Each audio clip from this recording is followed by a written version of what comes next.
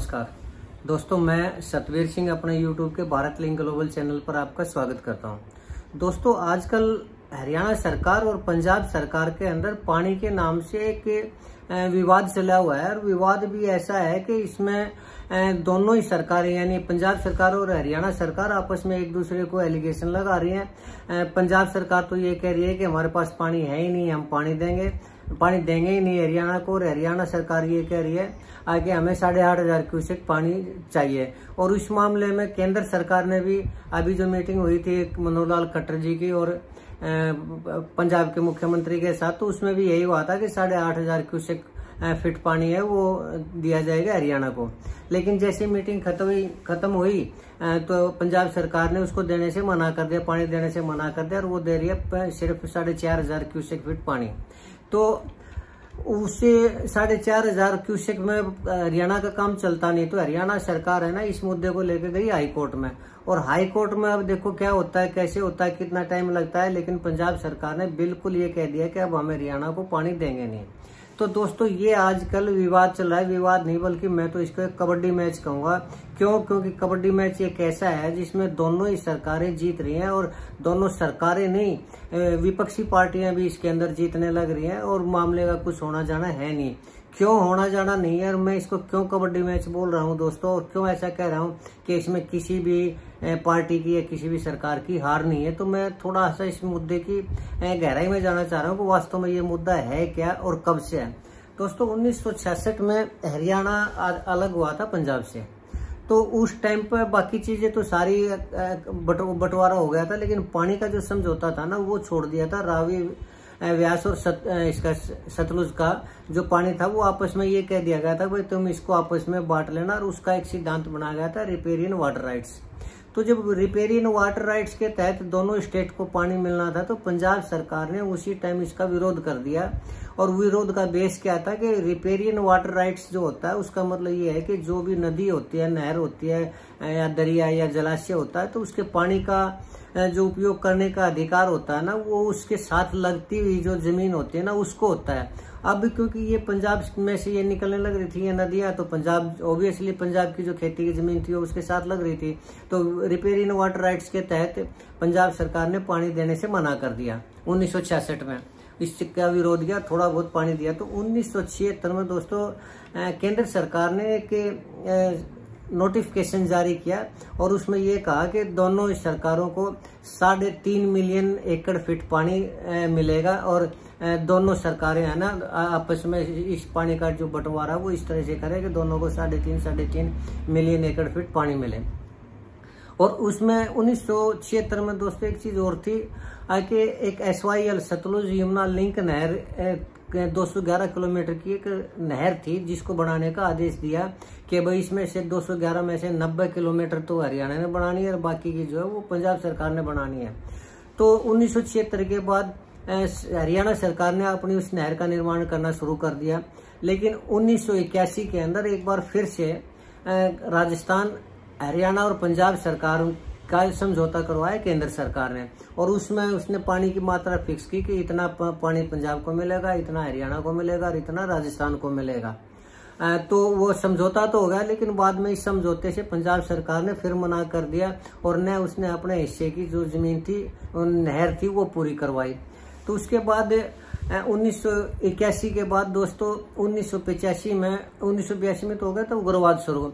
तो जो भी नहर बननी थी पंजाब के हिस्से में उसके अंदर वो जो मजदूर थे या इंजीनियर हुआ करते, उग्रवादियों ने उनकी हत्या करनी शुरू कर दी।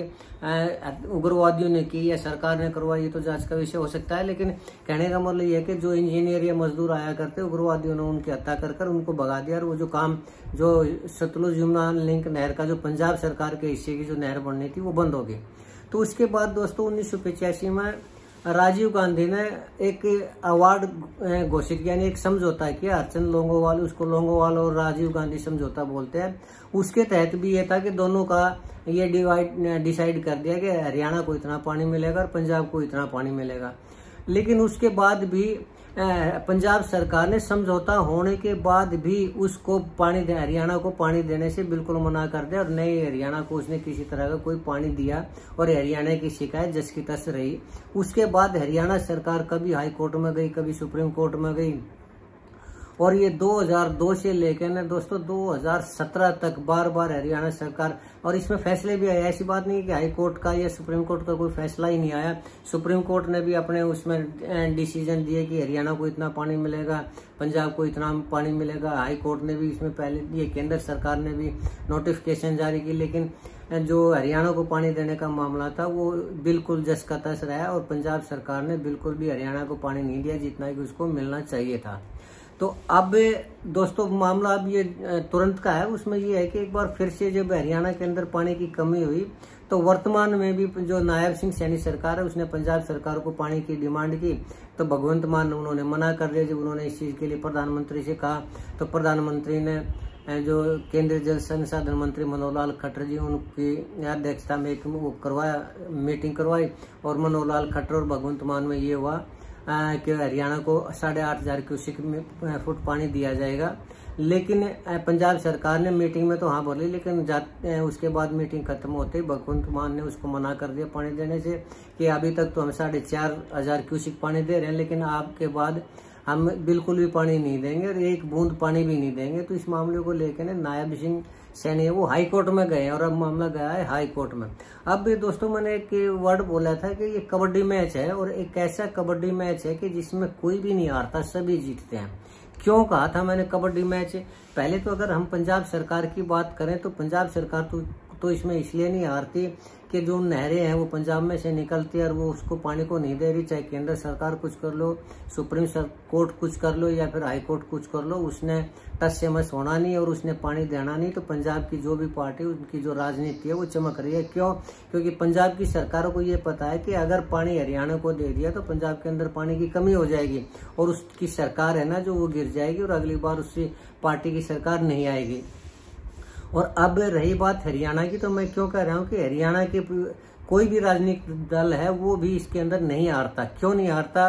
क्योंकि इनको राजनीतिक पार्टी को पता है कि पानी तो मिलना नहीं, लेकिन फिर भी अब ये अपनी तरफ से कोई कसर नहीं छोड़ते। अब वर्तमान की अगर हम बात करें तो वर्तमान में इनेलो और कांग्रेस दोनों ही, बीजेपी का तो मैंने बताया हाई कोर्ट में चली गई। रही बात इनेलो और कांग्रेस की, तो इनेलो ने ये आपको पता है कि अब बीजेपी की सरकार है, न तो कांग्रेस के वर्कर काम करने लग रहे हैं। इनेलो की तो हालत और भी पतली है। दोनों ने अपने अपने कार्यकर्ताओं में जान फूंकने के लिए, थोड़ा जोश लाने के लिए, एक्टिवनेस दिखाने के लिए प्रदर्शनों का वो किया। तो इनेलो ने कहा है कि वो 6 जिलों के अंदर पानी के लिए प्रदर्शन करेगी और पंजाब सरकार को मजबूर कर देगी कि वो हरियाणा का हिस्से का पानी दे। और भूपेंद्र हुड्डा ने भी जब हार हुई है जब से, तब से उनके जो कार्यकर्ता थे उनका जो हौसला था बिल्कुल खत्म हो गया था। तो उन्होंने अपने भूपेंद्र हुड्डा, दीपेंद्र हुड्डा ने अपने कार्यकर्ताओं में फिर से जोश भरने के लिए उन्होंने अपने दिल्ली में जाकर धरना प्रदर्शन करने का ऐलान किया ताकि पार्टी के जो वर्कर हैं वो घर बैठ गए थे वो दोबारा से कुछ थोड़ा बहुत प्रदर्शन करें और उनमें जोश की भावना हो। लेकिन दोस्तों हकीकत ये है कि इनेलो ने, कांग्रेस ने, बीजेपी ने कभी भी कुछ भी सीरियस होकर ने हरियाणा के लिए कुछ किया ही नहीं। क्यों नहीं किया? तो सबसे पहले तो मैं इसके सबूत देना चाहूंगा कि 1997 से लेकर 2002 तक दोस्तों पंजाब के अंदर बादल सरकार थी और हरियाणा के अंदर चौटाला सरकार थी। और ओम प्रकाश चौटाला यानी देवीलाल परिवार और प्रकाश सिंह बादल के जो परिवार के पारिवारिक रिश्ते हैं ना वो बिल्कुल भाइयों जैसे हैं और वो हर सुख दुख में एक दूसरे का साथ देते हैं, एक दूसरे की मदद देते हैं और एक दूसरे के फंक्शन में आते हैं। बिल्कुल जैसे सगे रिश्तेदार होते हैं इस तरह उनमें भाईचारा है। लेकिन जब 2097 से लेकर 2002 तक प्रकाश सिंह बादल हरियाणा के मुख्यमंत्री थे तो इसी इनेलो के सुप्रीमो ओम प्रकाश चौटाला जी हुआ करते, उन्होंने न तो इस मुद्दे को उठाया और हरियाणा के हिस्से का पानी देने के लिए बादल को, प्रकाश सिंह बादल को एक बार भी ये नहीं कहा कि हमारे हिस्से का पानी दो। अगर ओम प्रकाश चौटाला अपने निजी हितों, अपने निजी रिलेशन को अगर हरियाणा के कल्याण के लिए इस्तेमाल करते तो पूरा मुझे यकीन था कि प्रकाश सिंह बादल इस चीज को मना नहीं करते और कोई ना कोई ऐसा समझौता कर लेते कि हरियाणा को उसके हिस्से का पानी दिया जाता, लेकिन उन्होंने उस टाइम कभी कुछ नहीं किया। लेकिन उसके बाद धरना प्रदर्शन, जब उसकी सरकार नहीं रही तो वही धरना प्रदर्शन, चीखना चिल्लाना ये जारी रखे और आज भी वही है। अब रही बात कांग्रेस की दोस्तों, तो 2002 से लेकर 2007 तक कैप्टन अमरिंदर सिंह, जो कांग्रेस की सरकार थी पंजाब में, captain Amarinder Singh chief minister हुआ करते हैं। और 2005 से लेकर और 2015 तक भूपेंद्र हुड्डा की सरकार थी और सेंटर में मनमोहन सिंह हुआ करते, प्रधानमंत्री हुआ करते कांग्रेस के, और हरियाणा के अंदर भूपेंद्र सिंह हुड्डा हुआ करते। तो भूपेंद्र सिंह हुड्डा ने एक बार भी इस मुद्दे को नहीं उठाया और मनमोहन सिंह को ये नहीं कहा कि कैप्टन अमरिंदर सिंह को बोल के हरियाणा के हिस्से का पानी उसको दिया जाए, कभी नहीं कहा। लेकिन जैसे उसकी सरकार गई वो फिर अपनी वही चिल्लाना का हम पंजाब को झुका देंगे, हम पानी ले लेंगे, इस तरह के धरने प्रदर्शन करके ना काम की बकवास करते रहे और आज भी करने लग रहे हैं। अब रही बात बीजेपी की दोस्तों, तो अकाली दल और बीजेपी का गठजोड़ हुआ था दोस्तों, जो कि पंजाब के अंदर 2012 से लेकर 2017 तक पंजाब के अंदर अकाली दल की बीजेपी की सरकार थी और सेंटर के अंदर अब भी बीजेपी की सरकार है। तो उस टाइम मनोहर लाल खट्टर हरियाणा के मुख्यमंत्री हुआ करते और अकाली दल के प्रकाश सिंह बादल सीएम हुआ करते। तो उन्होंने एक बार भी मोदी को बोल के ये नहीं कहा कि हमें इसका पानी दिलवाया जाए और हमारे हरियाणा के हिस्से का पानी दिया जाए। लेकिन आज वही बीजेपी फिर से राजनीति करने लग रही है, जबकि आज आम आदमी पार्टी की सरकार है। अगर इतनी हरियाणा की तेजी थी भारतीय जनता पार्टी, तो उसको जब अकाली दल की सरकार थी, बीजेपी का उसके साथ गठजोड़ था, तो तब डिमांड क्यों नहीं की। तो दोस्तों कहने का मतलब यह है कि सारी की सारी पार्टियां पब्लिक को मूर्ख बना रही है, हरियाणा की जनता को मूर्ख बनाने लग रही है। इनको हरियाणा के हितों से या हरियाणा के पानी से कोई भी लेना देना नहीं है। अगर होता तो तीनों ही पार्टियों की सरकार थी, केंद्र के अंदर भी और पंजाब और हरियाणा के अंदर, तब क्यों नहीं उन्होंने हरियाणा का पानी दिलवाया। आज ये धरना प्रदर्शन कर रहे हैं, कोई 6 जिलों में जा रहा है, कोई दिल्ली के अंदर जाने लग रहा है, कोई हाई कोर्ट के अंदर जाने लग रहा है। तो ये मैं इसीलिए कह रहा हूँ कि ये सिर्फ एक कबड्डी मैच है जो जनता को मूर्ख बनाने के लिए खेला जा रहा है। और इसमें न पंजाब सरकार हार रही है, न ये पॉलिटिकल पार्टियां ये आने लग रही हैं, बस रोजाना मीडिया में आने के लिए, लोगों को दिखाने के लिए तमाशा बनाने लग रही हैं।